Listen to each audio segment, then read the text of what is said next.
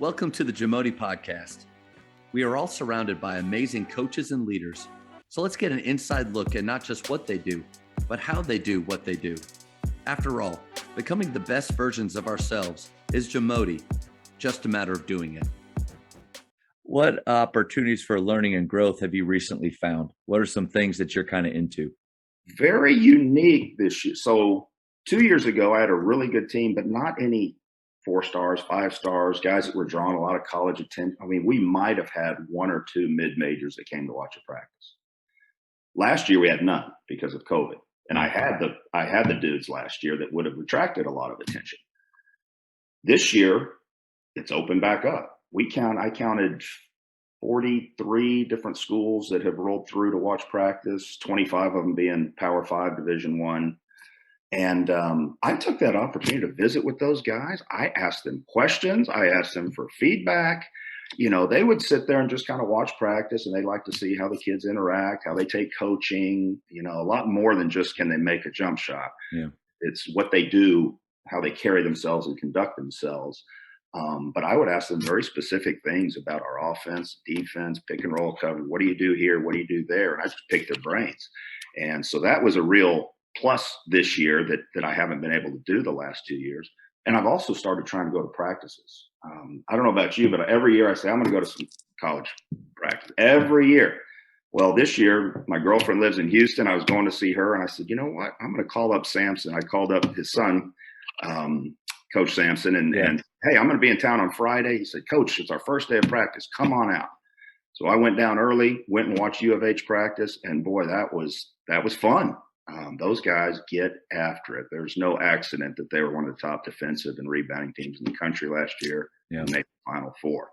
And then a week or two after that, A&M did a coach's clinic, Coach Buzz, and one of my players from last year is at A&M. So I'm going down there. I jumped in the car, drove down, and went to the clinic.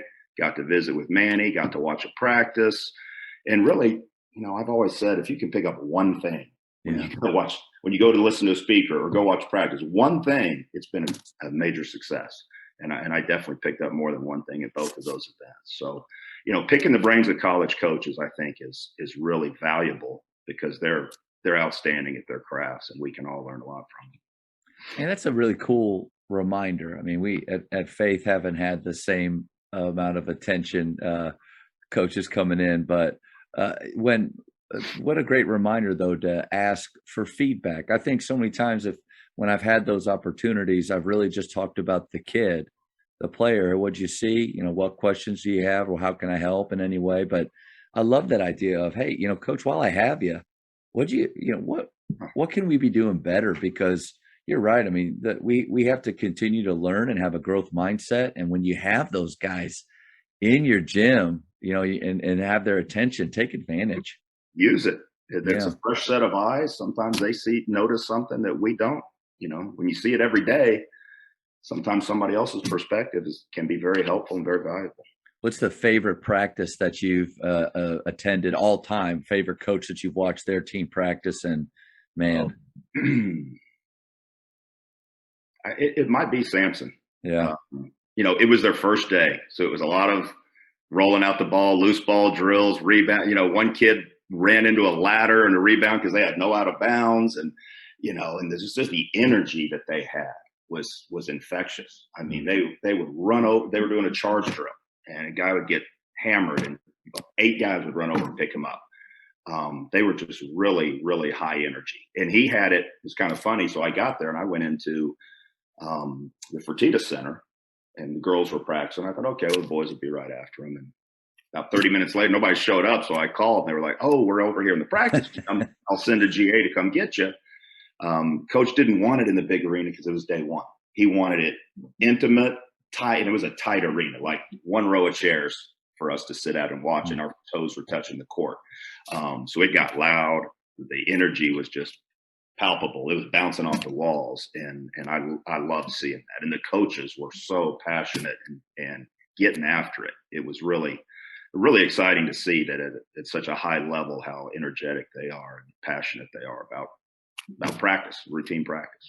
I think it's a great reminder too for us not to allow ourselves to become kind of stagnant or stale in what we do, and for our as head coaches and our assistant coaches to continue to bring it every day. Because you're right, I think sometimes unless you like you went and saw it, you think that at that level they just have amazing players that just make amazing plays, but there are those programs out there that they're special. And with Coach Drew down at Baylor, like they're that same. They got music, there's high fiving and the energy. It feels like a party, going on while they're really working hard. And obviously with Buzz, and a great reminder for us, especially as our season now, we're kind of getting into routine. We're about a month in of practice, and don't allow that energy to slip. That's right. Keep it going. That's right. Absolutely. And honestly, those guys don't necessarily shoot any better than us. They're bigger, they're faster, they're stronger, and they play really hard. Yeah. And that's a lesson. I also heard Coach Beard, who I've come to know because one of my guys is there. He recruited him when he was at Tech and took him to Texas. But he had something the other day on Twitter that I loved, and I shared with my team. He said it's a difference on what you're willing to do, what you're capable of doing, and what you're willing to do. Everyone on this team's capable for diving for loose balls, drawing charges, boxing out, all of those little things. What are you willing to do? And I thought that was awesome. And I shared that with my team, that every one of you is capable of doing X, Y, Z. Are you willing to do X, Y, Z to win a game? Man, what an awesome point right there. And I saw that firsthand. I remember looking around at practice or even in games, wondering how am I actually getting playing time right now? Because when I look at these guys that I'm around, they're bigger, faster, stronger, more skilled, can do more things. But are they willing to go as far with their body and to sacrifice as much? And yeah, for any players or parents that are listening and their son has the aspirations to be at those high levels, he's right on the money. Like, what are you willing to give and sacrifice? Love that. That gets me fired up right there. They're all supremely talented at that level. Yeah. But what are they willing to do? Absolutely. Yeah. Thank you for checking out today's episode. Please take a moment to subscribe to this podcast, share it with your fellow coaches, and find us on social media for what's coming up next on the JAMODI podcast. It's just a matter of doing it.